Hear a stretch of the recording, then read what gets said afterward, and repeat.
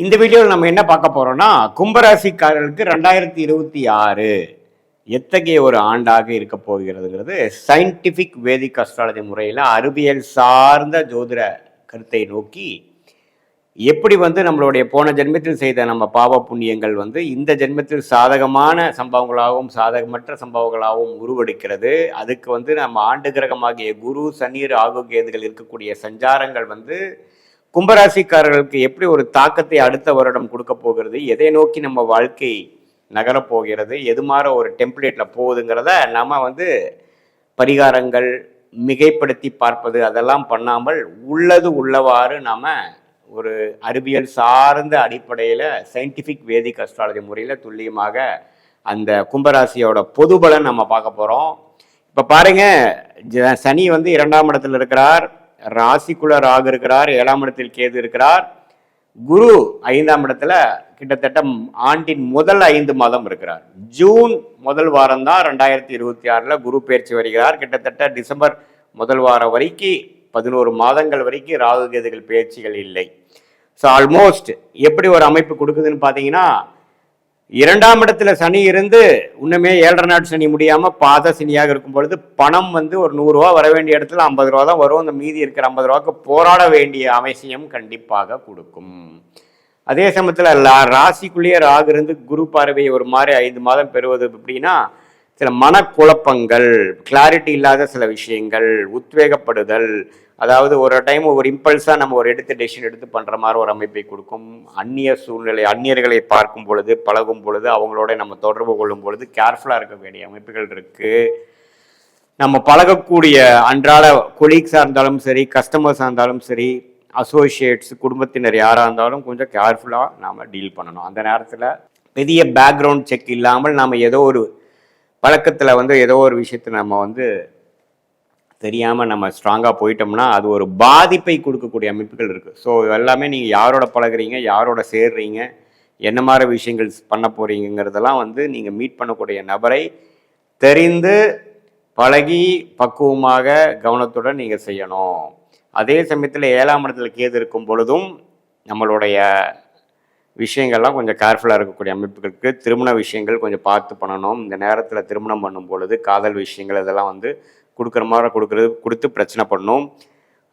அந்நியர்களோட பழகும் பொழுது கேர்ஃபுல்லாக இருக்கணும். குடும்பத்தில் ஆல்ரெடி இருக்கிறவங்க கணவன் மனைவிக்குள்ளேயே சில பிரிவுகள், சில மனஸ்தாபங்களாக வரக்கூடிய அமைப்புகள் இருக்குது. அதுலேயும் கொஞ்சம் கேர்ஃபுல்லாக இருக்கணும். இப்போ பாருங்க, ஜூன் மாதத்து முதல் வாரத்திலேருந்து 2026 குரு 5ஆம் இடத்துல இருக்கக்கூடிய குரு இதுவரை கொஞ்சம் எல்லாத்தையுமே ஒரு அமைதியாக அந்த பிரச்சனைகள்லாம் கொஞ்சம் கட்டுப்படக்கூடிய அமைப்புகளை கொடுத்துட்டு இருந்த குரு 6ஆம் இடத்துக்கு குடும்ப விஷயங்கள், உறவு விஷயத்தில் ஒரு மேன்மை இல்லாமல் பண்ணுறார். ஏன்னா குருவின் பார்வை ராசியிலேருந்து விலகுது. ஆனால் நீங்கள் வியாபாரம், வேலை விஷயமாக அதிகமாக உழைக்கக்கூடிய அமைப்பு, பணவரவு அதிகமாக இருக்கும். லோன் வாங்கி அபிவிருத்தி பண்ணுறது, லோன் வாங்கி வசதிப்படுத்திக்கிறது, வண்டி வாகனத்தை அப்கிரேட் பண்ணிக்கிறது, வீடு வசதிப்படுத்திக்கிறது, இடம் வாங்குறது, வெளிநாடு போகிறது, குடுக்கல் வாங்கலில் நிறையா பண்ணுறது, ஷேர் மார்க்கெட்டில் இன்வெஸ்ட் பண்ணுறதுன்னு பெரிய ரிஸ்க் எடுக்கக்கூடிய அமைப்புகள் பண்ணி நம்ம அன்றாட வேலையில் குடும்பத்தை கவனிச்சுக்கிறது, அது மாதிரி விஷயத்துலாம் கொஞ்சம் குறைபாடுகள் வரக்கூடிய அமைப்புகள் உண்டு. ஸோ ஜூன் மாதத்துக்கு அப்புறம் பார்த்தீங்கன்னா வம்பு வழக்கில் கேர்ஃபுல்லாக இருக்கணும், உடல் உபாதைகள் கேர்ஃபுல்லாக இருக்கணும். அதே சமயத்தில் உங்களுக்கு யாரும் தெரியாதவர்கிட்ட ஒரு பேராசைப்பட்டு பணத்தை கொடுக்கறது, யாருக்கோ போய் கேரண்டி நீங்கள் எடுத்து நீங்கள் பண்ணுறது, அதே சமயத்தில் தெரியாத ஒரு நபர்கிட்ட நீங்கள் வர்த்தகம் பண்ணி ஒரு பணமே வாங்காமல் ஒரு பொருள் அனுப்பி மாட்டிக்கிறது, அது மாதிரி சில விஷயங்கள்லாம் நடக்கிறதுக்கு வாய்ப்பு உண்டு.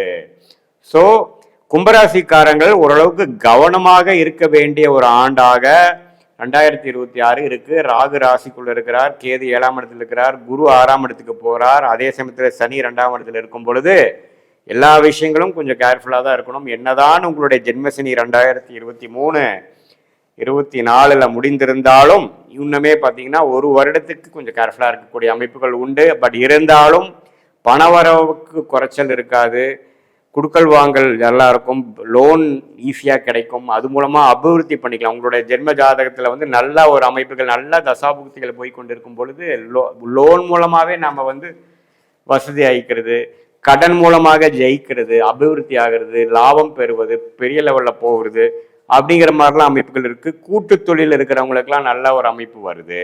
ஸோ ஓரளவுக்கு மிக்சடான ட்ரெண்ட் உள்ள அமைப்பு. வெளிநாடு எதிர்பார்க்கிறவங்களுக்கு வெளிநாடு போகக்கூடிய அமைப்பு, விசா கிடைக்காம இருக்கிறவங்களுக்கு விசா கிடைக்கிற அமைப்பு, ஹையர் ஸ்டடீஸ்க்காக போகக்கூடிய அமைப்பு, வெளிநாட்டில் இருக்கிறவங்க இன்னொரு நாட்டுக்கு டிராவலிங் போகக்கூடிய அமைப்பு, இது எல்லாமே கொடுக்கக்கூடிய அமைப்பு வந்து கும்பராசிக்காரருக்கு 2026 முழுக்க இருக்கு. குறிப்பா சொல்லணும்னா ஜூன் மாதத்துக்கு அப்புறம் இன்னும் அதிகமாக அது இருக்குது. இது வந்து ஒரு ஓவராலா பார்க்கக்கூடிய ஒரு பொது பலனை தவிர உங்களுடைய ஜென்ம ஜாதகத்துல பிறந்த தேதி பிறந்த நேரம் பொருந்தவரை வைத்து உங்களுடைய ஜாதகத்தை போட்டு நீங்க எந்த லக்னத்துல பிறந்தீங்க, லக்னாதிபதி எப்படி இருக்குது, உங்களுடைய ஒரு கிரகம் உங்க ஜாதகத்துல எப்படி இருக்குது, என்ன தசாபுக்திகள் போய் கொண்டிருக்கிறது, தசநாதன் புக்திநாதன் இப்ப நம்ம பேசின கோச்சாரத்தில் எப்படி இருக்கிறாருங்கிறதெல்லாம் ஒருங்கிணைத்து பார்க்கும் பொழுது இன்னுமே துல்லியமான ஷார்ட் டேர்ம் எப்படி, அடுத்த 3-4 மாதங்கள் எப்படி இருக்க போகுது, அடுத்த 2 வருடங்கள் லாங் டேர்ம் எப்படி இருக்க போகிறது, எதுமாற பிராப்தங்கள் கிடைக்கிறது, எதுமாற முடிவுகள் எப்போ எடுக்கலாம், நமக்கு பிடித்தமான நமக்கு யோகமான தொழில் என்ன, வேலை என்ன, எந்த நேரத்தில் நம்ம வந்து மாறலாம், எந்த நேரத்தில் மாறக்கூடாது, எந்த நேரத்தில் க்ரோத் இருக்குது, எந்த நேரத்தில் சர்வைவ் ஆனால் போதும், திருமண விஷயங்கள் எப்போ நடக்குது, ஹையர் ஸ்டடீஸ் எது மாற போகலாம், வெளிநாடா உள்நாடா, ஜாப் விஷயத்தில் வந்து கவர்மெண்ட் ரிலேட்டடா ப்ரைவேட்டா, வெளிநாடா வெளி மாநிலமா, அது நம்ம ஊருக்குள்ளேயவா, வியாபாரமா தொழிலா, எப்படி எது நமக்கு சூட் ஆகும், எது மாதிரி தொழில் பண்ணலாம், எந்த நேரத்தில் பண்ணலாம், பங்குதாரர்களோட சேர்ந்து பண்ணலாமா, தனித்து பண்ணலாமா, இது எல்லாமே நம்ம ஜாதகத்தில் வந்து என்ன மாதிரி கர்ம பலன் வந்து இருக்குதுங்கிறது துல்லியமாக சயின்டிஃபிக் வேதிக் அஸ்ட்ராலஜி முறையில் பார்த்து எந்த விதத்தையும் மிகைப்படுத்தாமல் உள்ளது உள்ளவாறு பார்த்து அதுக்கு தகுந்த மாதிரி ஒரு கிளாரிட்டி எடுத்து நம்மளுடைய பிராப்தங்களை தெரிந்து கொண்டு தேவையற்ற விஷயங்களை, தேவையற்ற திட்டங்களை, தேவையற்ற முயற்சிகளை தவிர்த்து தேவையான விஷயங்கள், நம்மளுடைய பிராப்தம் என்னவோ, நம்மளுடைய யோகம் என்னவோ, நம்மளுடைய கர்மா என்னவோ, அதுக்கு தகுந்த மாதிரி டைரக்ஷன்ல திசையில போகும்பொழுது தேவையற்ற சமய விரயம், தேவையற்ற பொருள் விரயத்தை தவிர்த்து எளிதில் எதிர்நீச்சல் போடாமல் நம்மளுடைய வாழ்க்கையில் நம்மளுடைய பொட்டன்ஷியல் என்ன, நம்மளுடைய குறிக்கோள் என்னங்கிறது தெரிந்து நம்ம ஈஸியாக நம்ம அந்த திட்டங்களை தெரியுமானால் எளிதில் வாழ்க்கையில் வெற்றி பெறலாம். சயின்டிஃபிக் வேதிக் அஸ்ட்ராலஜியே பார்த்தீங்கன்னா எப்பப்போ நமக்கு கிளாரிட்டி தெரியலையோ, எப்போ நமக்கு என்ன பண்ணுறதுன்னு தெரியலையோ, எப்படி நீங்கள் ஒரு இடத்துக்கு போகும்பொழுது உங்களுக்கு ரூட் தெரியாதப்போ நீங்கள் கூகுள் மேப் பார்க்குறீங்க, தெரிஞ்சுக்கிறீங்க எவ்வளோ டிஸ்டன்ஸில் இருக்குது, போகிற வழி டிராஃபிக்காக இருக்கா, எப்படி இருக்குது, வேறு மாற்று வழி இருக்கா, என்னென்ன மாதிரி ஆப்ஷன்ஸ் இருக்குது, எவ்வளோ நேரத்தில் போய் சேருவோம், எந்த டைரக்ஷனில் போகணும், எத்தனை லெஃப்ட்டு எத்தனை ரைட்டு, இதெல்லாம் நம்ம எப்படி நம்ம தெரிஞ்சுக்கிறோமோ அதே மாதிரி உங்களுடைய வாழ்க்கையில் ஒரு கிளாரிட்டி இல்லாத டைமில் மட்டும் பார்த்தால் போதும், எல்லா நேரமும் பார்க்க வேண்டியதில்லை.